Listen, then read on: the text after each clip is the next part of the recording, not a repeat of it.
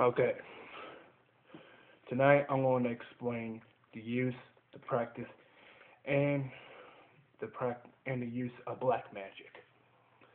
You see, there are two types of black magic: white magic and black magic. It's nailed down to the forces of darkness and the forces of light. Well, here's the thing I'm going to tell you about black magic, the practices and uses of it. Black magic isn't a game. You see, it has values and consequences to it, and it isn't for the young or the inexperienced. Due to some experience with black magic, I'll tell you right now that it isn't fun. You see, I have done some forms of black magic, and the uses of it can be very consequential. It can be very devastating as well if you use it in the wrong ways, like I have. For example, I've narrowed it down to three uses of black magic: death magic, gaming magic, whatever you call it, and the use of black magic. Using it for revenge and using it for blessings and all. That's the use of black magic. Two, death magic. It's when you call upon a life to be taken using black magic. You want to definitely avoid this one.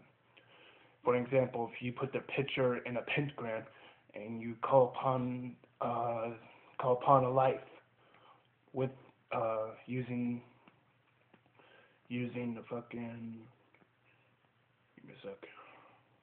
Using the practices of black magic, it won't kill them. I'll tell you that one, because black magic is only temporary. Temporarily, it'll only give you a temporary satisfaction. So, in other words, it won't kill them. It'll probably make them very ill. But after you using it, it'll either kill one of your family members or kill you. That's the one you want to avoid: death magic, death black magic. I'll call it that. Two is using black magic for gain, personal gain. To use it that way, not so good, not good idea. Because if you use it, like for example, to win in a gambling or to win a love, it can backfire, make you the consequences are unimaginable. To use it to try for love spells or for fame or for glory or for money or for winning ain't gonna work. And to use it for revenge and all, it might give you a temporary satisfaction, but after that, it will come three times worse on you. The only way I say this is because with white magic, you use it to save a life, it takes a life. Same thing. It only gives you double the effects of what black magic will do. White magic only gives you double the effects of the consequences if used wrong. If you use black magic, it gives you three times the worst effect. So basically, it's a one-on-one, it's a win or lose battle. Okay, here's how I'm going to explain it. If you use black magic for personal gain, it ain't going to work. I know, trust me, I tried using it. Not for love spells, not for anything, but for certain things, like fortune telling and all, it doesn't work. I tried it and it failed miserably. Not all the way, but it only gave me a temporary satisfaction. It only gave me a partial. And what I had to do is I had to observe and put the pieces of the puzzle together in order to actually get the real truth. But by the time it was already too late. And then I tried. The only thing I have avoided is calling upon a life. Because the fact that if I do that, it could cost me a family member's life or a loved one's life. Even though I don't have anyone left but my family. And three, using it for certain things like blessings or anything, that probably wouldn't be such a good idea, because they can also give you bad luck as a blessings. And even more than that, I was going to tell you, if you want to practice the use of the black magic, you might want to stay with these two symbols: a pentagram and a hexagram. Why I would say this is because the hexagram is a rather unique tool used by people who practice black magic and all, because of the fact that it brings more of an accurate curse and all.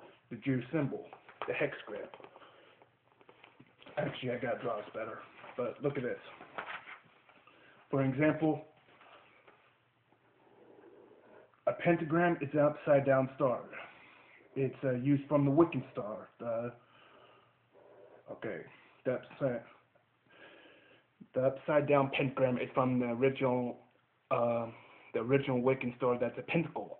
It's used for black magic and all because it points south to Satan, whatever you call it, whatever gods or goddesses you wish to pray upon, or worse, or whatever you call it. And then you get the or pentacle, which is the sign of good in Wiccan beliefs, which will protect you against evil spirits and all kinds of things. But then you get your worse. Well, here's the thing. You get your black magic and you got your white magic. But here's something I'm going to tell you straight, and you better listen very well. There is a gray, okay? You go over that gray line, which they may call it, pushing the physical boundaries way over its breaking point to what it wasn't meant to be. The consequences can be diabolical to those who wish to use the maximum use of black or white magic. Remember, white magic has double the effects on what you do, depending on how you use it or what you use it for. And black magic has 3 times the worst effects on how you use it. If you use it for anything, it can have 3 times the worst effect. It's only a temporary satisfaction. It will only give you a little bit of portion of what you wanted. For example, if you try taking a life with it, and go and take that life, trust me, you don't want to do this. Just stay with the temporary things.